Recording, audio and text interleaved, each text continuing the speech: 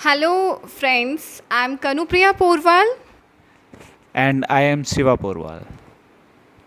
आज हम वीडियो बनाने वाले हैं एक नए टॉपिक पे जो है कि आपको लव मैरिज करनी चाहिए या नहीं करनी चाहिए। आपको लव मैरिज के लिए जाना चाहिए या नहीं जाना चाहिए। सबसे पहले मैं आप लोगों को एक बात बताना चाहता हूँ। ये वीडियो बनाने में मेरा कोई भी हाथ नहीं है, ठीक है। मुझे ज़बरदस्ती यहाँ बिठाया जा रहा है और मेरे व्यूज़ कैप्चर किए जा रहे हैं। और बोला गया अगर तुमने नहीं बनाया तो आज शाम का खाना मुझे नहीं बनेगा। तो मेरी मजबूरी को आप प्लीज़ समझिए और प्लीज़ इस वीडियो को देख लीजिए। तो हम स्टार्ट करते हैं अपनी वीडियो कि आपको लव मैरिज के लिए जाना चाहिए या नहीं जाना चाहिए। सबसे पहले जो क्वेश्चन आपके अंदर आता होगा, मैं अपने एक पर्सनल एक्सपीरियंस से बताऊं, क्या आपको लव मैरिज करनी चाहिए या नहीं करनी चाहिए। इस चीज़ के आंसर के लिए कोई एक या दो पॉइंट नहीं है। आपको कई सारे चीज़ों का एस्टिमेशन लेना पड़ेगा, उसके बाद ही आप ये डिसीजन ले सकते हो। सबसे बड़ा जो एस्टिमेशन मुझे लगता है वो है पार्टनर की कंपेटिबिलिटी। एंड मुझे नहीं लगता कि इनसे बेहतर कोई समझा सकता है कि पार्टनर की कंपेटिबिलिटी कैसे पता करें। पार्टनर की कंपैटिबिलिटी देखते टाइम आपको ये देखना है कि आपका पार्टनर आपको सपोर्टिव है या नहीं, या आपको उसके साथ आगे जर्नी में मज़ा आ रहा है या नहीं, या आपको वो किस तरीके से अंडरस्टैंड करता है। बहुत ज़रूरी है कि आप लोगों के बीच में एक बेसिक फ्रेंडशिप है या नहीं। बहुत सारी चीज़ें होती हैं। कंपैटिबिलिटी एक चीज़ का नाम नहीं है। Compatibility is the mixture of everything, love plus friendship plus journey of the life.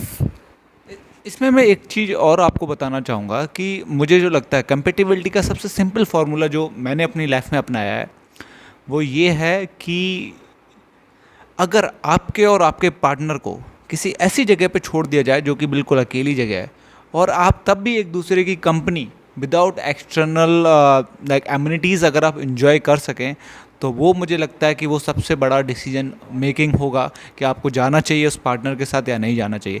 Because life में क्या होता है ना, कुछ टाइम के बाद सारी चीज़ें थोड़ा मोनोटोनस लगती हैं, और इस टाइम एक दूसरे के साथ एक दूसरे की कंपनी इंजॉय करना एज अ पार्टनर बहुत ही ज़रूरी है। तभी हमें लगता है कि इंजॉय चल सकती है। हमारी शादी को करीब 2 साल हो गए हैं और हमें आज भी वो पहले दिन जैसे ही याद आती है कि हम पहले दिन जैसे ही थे। तो वो है। एक और पॉइंट मैं आप लोगों को बताना चाहूँगा कि प्लीज़ जब भी ये डिसीज़न आप ले रहे हो तो केवल दिल से मत सोचना। सब बोलते हैं ना दिल से सोचना। अरे भाई, दिल से नहीं सोचा जा सकता है। दिल का काम है खून को पंप करना, वो पंप ही कर सकता है, ठीक है। वो सोचना चालू करेगा तो आप कहीं और ही पहुंच जाओगे। दिल से सोचने का मतलब है कि केवल आप इंट्यूशन पे मत जाएं, आपको ब्रेन अप्लाई करना चाहिए। क्योंकि जब आप यंग होते हैं इस पे एग्जैक्टली जब आप यंग होते हो तो उसमें क्या होता है, बहुत सारे केमिकल लोचे होते हैं। तो आपको शांत होकर मन से ये सोचना चाहिए कि आपको इस चीज़ के लिए जाना है या नहीं जाना है, और दिमाग से इस चीज़ का डिसीजन लेना बहुत ही ज़रूरी है। Because it's the journey of the life. आपकी पूरी ज़िंदगी इस पर डिपेंड करती है, and that is very important. और मुझे not for the love marriage, ये तो मैं सभी अरेंज मैरिज के लिए भी बोलूँगा कि एक चैलेंज और जो आता है वो है फाइनेंस का। Very important. क्योंकि कुछ भी हो, अगर आप जैसे मैं अपना केस लेता हूँ तो हमारी लाइफ क्यों स्मूथली चली है, मैं बताऊँगा, हमने बहुत बड़े बड़े कांड किए अपनी शादी के लिए। लीगली बहुत फंसे हैं, बहुत ज़्यादा हुआ। बहुत ज़्यादा सोसाइटी वाइज लीगली, मतलब बहुत ज़्यादा। कभी मतलब ऐसा लगता था कि आगे जाके पता नहीं क्या ही होगा। हम लोग इतने परेशान हो गए थे। लेकिन उस चीज़ में वो तो खैर मैं कभी किसी और वीडियो में शेयर करूँगा। बहुत इंटरेस्टिंग कहानी है और आज भी हम हंसते हैं उस कहानी को सोच के। लेकिन पॉइंट ये है कि मेनली फाइनेंस बहुत ज़रूरी है। हमारे केस में हम दोनों ही वर्किंग थे। ये एज अ टीचर एक अच्छे से स्कूल में थी, मैं एज अ गवर्नमेंट ऑफिसर था। बाद में इन्होंने हालांकि हम दोनों के लिए अपनी जॉब को छोड़ दिया क्योंकि हम दोनों टाइम स्पेंड नहीं कर पा रहे। तो वो ही हमारा मेन इंटेंशन था शादी करने का, तो इसलिए हमने फिर उसको छोड़ दिया था। लेकिन आपको फाइनेंशियली बहुत स्ट्रांग होना पड़ेगा। अगर आप दोनों लोग अच्छे हो तो डैट वेल एंड गुड, ठीक है, वर्किंग हो। और अगर आप खुद हैं तो आप प्लीज़ इंश्योर करें जिस स्टेटस पे आप मेंटेन कर रहे हैं उस स्टेटस को ज़रूर मेंटेन करें। एक वो कनू क्या फेवरेट डायलॉग है आपका जन्नत मूवी का जो आप सुनाते रहते हो मेरे को? एक जन्नत मूवी का बहुत ही फेमस डायलॉग है, आप लोगों ने सुना होगा कि जब गरीबी दरवाजे से अंदर आती है तो प्यार खिड़की से बाहर निकल जाता है। एंड ये बहुत ही सही चीज़ है, बहुत सही चीज़ है। बिकॉज इफ़ यू आर मतलब आपके पास पैसा नहीं है, चलो आप मैनेज कैसे करोगे, मतलब आप सस्टेनेबिलिटी कैसे करोगे? Because money is not everything. I am not saying कि पैसा सब कुछ है, बट पैसे के बिना कुछ भी नहीं है। बिल्कुल। क्योंकि आपके आगे बच्चे होंगे, बहुत सारी चीज़ें, लाइफ आगे बढ़ेगी, आप उनको क्वालिटी लाइफ और अपने आप को कैसे मैनेज कर पाओगे? तो बच्चा तो खैर बात की बात है, उससे पहले भी बहुत ज़्यादा बहुत सारे चैलेंजेस आएंगे। रिस्पॉन्सिबिलिटी आती तो मेरा कहना ये है कि पैसा सब कुछ नहीं है, बट फिर भी इट मैटर्स। अब मैं आपको बताती हूँ कि मैंने लव मैरिज क्यों चूज़ करी। सबसे पहला रीज़न, बड़ा रीज़न ये था कि आप अपने बंदे या बंदी से कितने आप पर्सनली फैमिलियर हो, ये बहुत ज़रूरी है। ये भी इनसे भी पूछ सकते हो आप। बहुत ज़रूरी है एक दूसरे के साथ एक दूसरे को जानना, एक दूसरे की आदतों को समझना, ये बहुत ही ज़रूरी है अगर आपको आगे सक्सेसफुल मैरिज लाइफ चाहिए। नहीं तो आधा टाइम तो इंसान को समझने में लग जाता है कि ज़िंदगी बितानी किसके साथ है, क्या करती है, क्या नहीं जानती, क्या उसको अच्छा लगता है, क्या बुरा लगता है।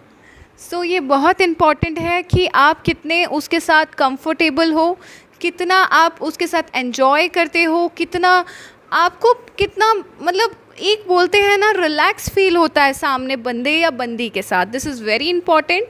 और दूसरी चीज़ ये है कि आप कोई भी डिसीजन लेते हैं तो उसमें आपका सपोर्टिव कितना है, मतलब आप दोनों एक दूसरे को कितना कोऑपरेट करते हो, आपको कितना ईज़ ऑफ डिसीजन मेकिंग होता है, क्योंकि आप एक दूसरे को जानते हो तो आपको डिसीजन बनाने में बहुत ही इजी गियर आपका लगता है।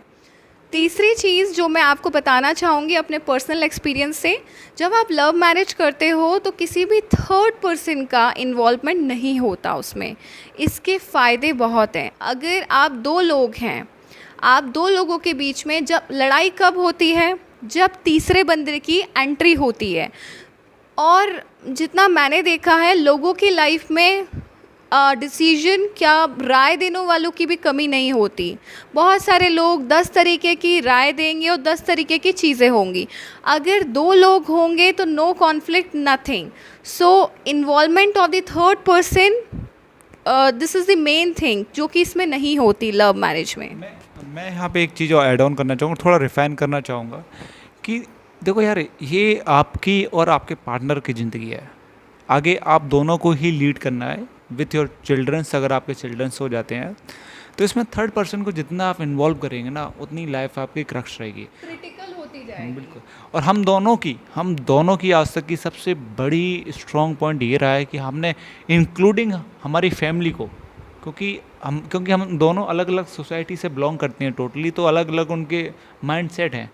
तो हमने आज तक किसी थर्ड पर्सन को किसी डिसीजन मेकिंग में, किसी भी चीज़ में हमने इन्वॉल्व किया ही नहीं किया। हम जो काम करते हैं वो पहले कर लेते हैं, उसके बाद बताते हैं कि हमने ये कर लिया है।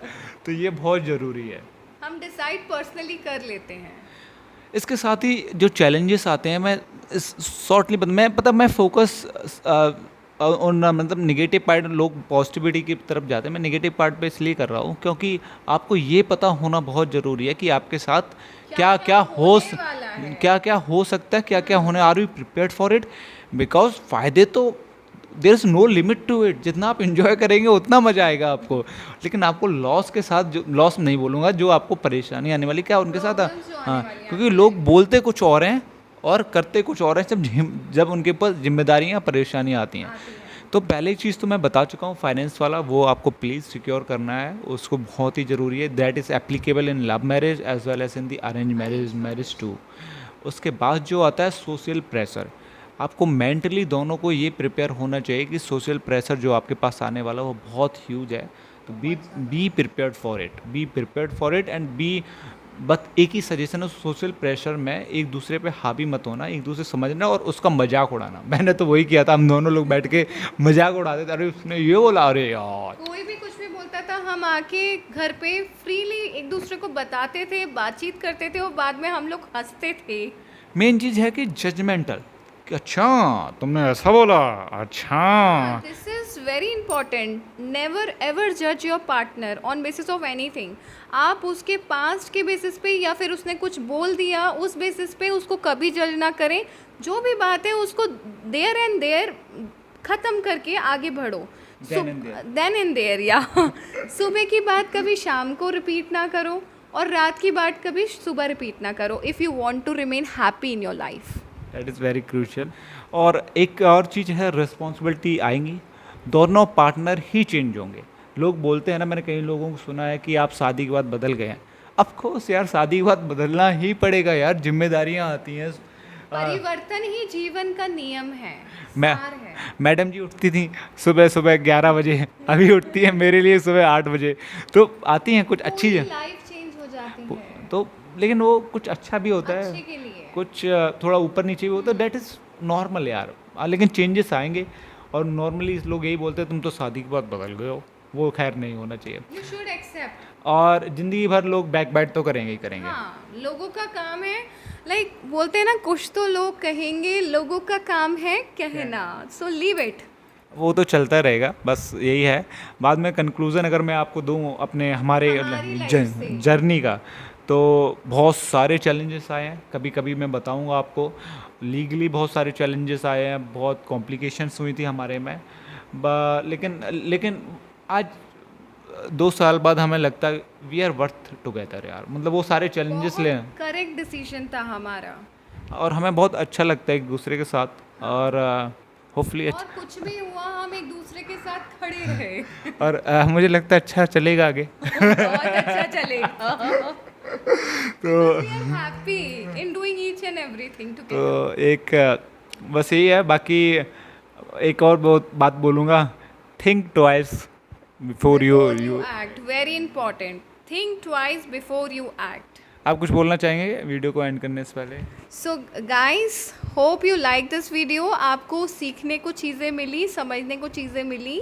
आप देखिएगा, समझिएगा और आपको पसंद आए तो लाइक कीजिएगा। Thank you. वीडियो बन गया है, खाना मिलेगा? मिलेगा।